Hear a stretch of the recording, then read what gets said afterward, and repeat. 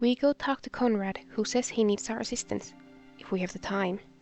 We of course agree to help, and he tells us Mr. Campbell attempted to buy his forge, and when Conrad refused the offer, Mr. Campbell wasn't happy about it. His goons lingered in the area for a while after, and when they left, Conrad realized his tools were missing. He says the tools are rather heavy, so he assumes the goons couldn't have moved them very far. So he asks us to find his hammer, pickaxe, and clinchers.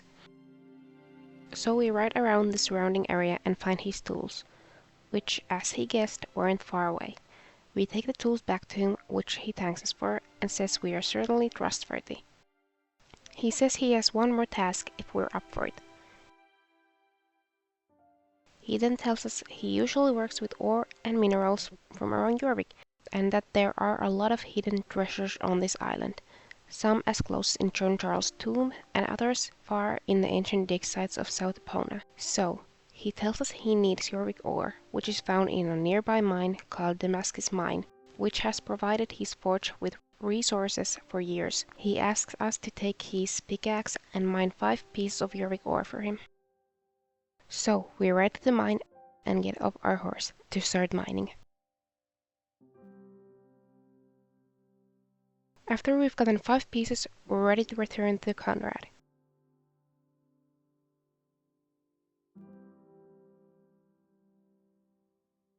We go back to him and he thanks us and asks us to sit down as he will make our horse some of the finest horseshoes ever as a thank you.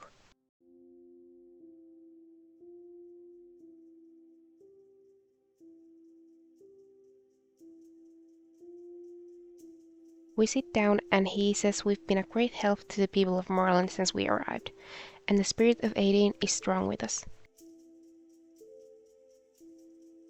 And Conrad tells us he himself is a keeper of Aideen, and that the keepers are an order dedicated to honoring the spirit of this island. He then notes that our horse is very fond of us already, and that the keepers honor the bond between human and horse. He says there's something special about the horses in Jorvik, that they're more aware of the world and bond with their riders, like nowhere else.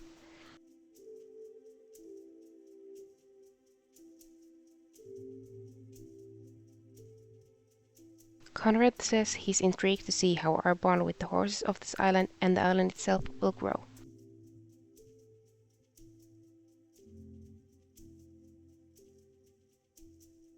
As he finishes the horseshoes, he thanks us for listening to him and hands us the horseshoes.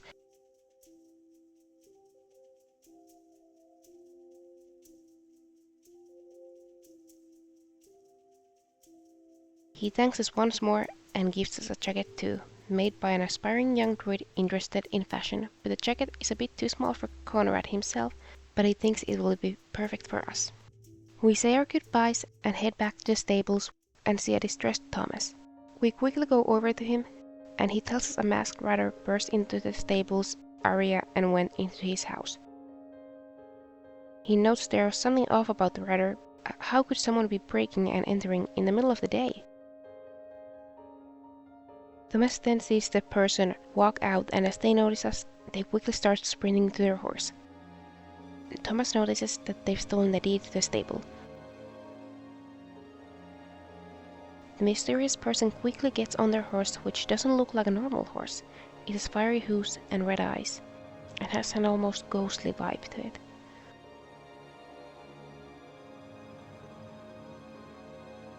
Thomas quickly tells us to ride after them, and so we sprint after the rider, who's now galloping away.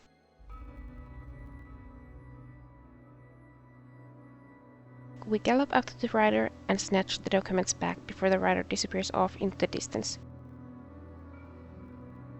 We go back to Thomas with the documents now safe. Thomas says he will hide the papers better this time.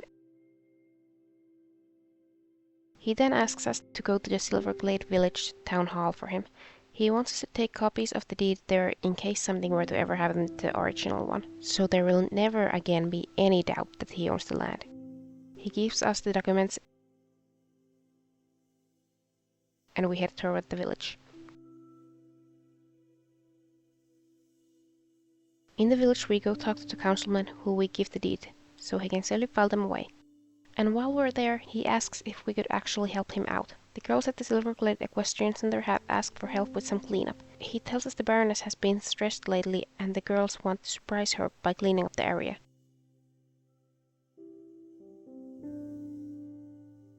He tells us the way there and asks us to collect the trash along the way.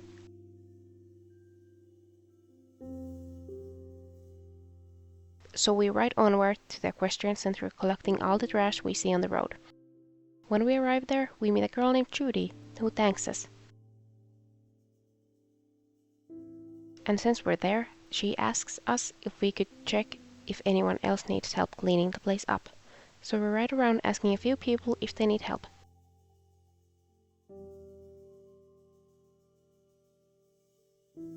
But everything seems to be done, so we head back to Judy, who thanks us and says the place looks great. And that's all for today. I know the last part wasn't officially a part of the main story, but it fits so perfectly, I think it should be. But anyways, thank you so much for watching, and I'll see you in the next one. Bye!